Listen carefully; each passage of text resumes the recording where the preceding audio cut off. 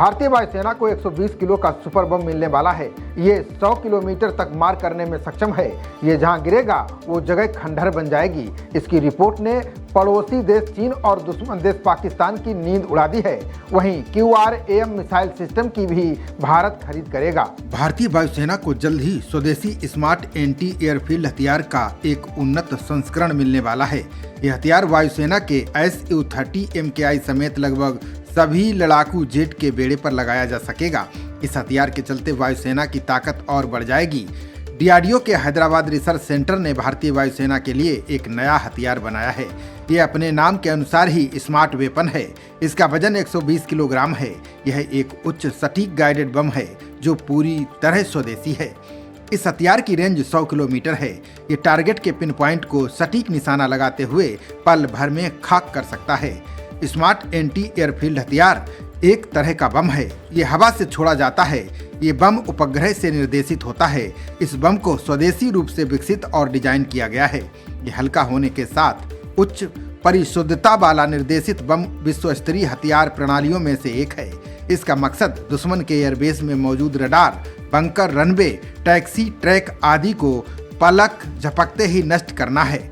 Stand of हथियार पाकिस्तान के बालाकोट हवाई हमलों में इस्तेमाल किए गए स्टैंड ऑफ हथियारों के समान है। इस प्रस्ताव पर जल्द ही रक्षा मंत्रालय में चर्चा होने वाली है।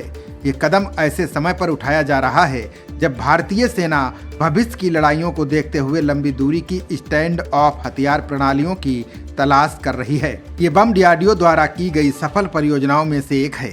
बता दें कि DRDO ने इस हथियार को जल्द से जल्द सेना को देने के लिए आपातकालीन खरीद प्रक्रिया की पेशकश भी की है। ये बम दुश्मन के एयरफील्ड असेट्स को भी तबाह करने में माहिर है। इसमें रडार, टैक्सी, ट्रैक, बंकर और रनवे शामिल है। बता दें कि भारतीय वायुसेना long range stand of weapon system पर जोर दे रही है।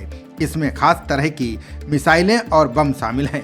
ऑपरेशन सिंदूर के बाद इस बम की डिमांड बढ़ गई है। दूसरी ओर रक्षा मंत्रालय QRSAM मिसाइल सिस्टम की 3 रेजिमेंट्स खरीदने की तैयारी में है, जिसकी अनुमानित लागत करीब 30,000 करोड़ रुपए होगी। ये सौदा भारत की पश्चिमी और उत्तरी सीमाओं की सुरक्षा को ध्यान में रखते हुए किया जाएगा। ये प्रस्ताव जून के अंतिम सप्ताह में होने वाली बैठक में औपचारिक रूप से मंजूरी के लिए रखा जाएगा।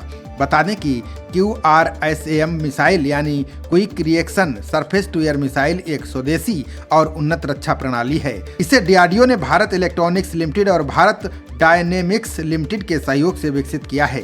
ये मिसाइल सिस्टम खास तौर पर तेज गति से उड़ने वाले दुश्मन के विमानों, ड्रोन और मिसाइलों को तुरंत जवाब देने की क्षमता रखता है। QRSAM मिसाइल सिस्टम की कई सारी खासियतें हैं। इसकी गति 6000 किलोमीटर प्रति घंटा तक है।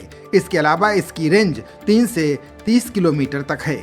यह 98 फीट से लेकर 33,000 फीट तक की ऊंचाई तक मार कर सकती है। ये मिसाइल सिस्टम भारत के मौजूदा MRSAM और आकाश सिस्टम के साथ मिलकर काम करेगा, जिससे हवाई खतरों से सुरक्षा और मजबूत होगी।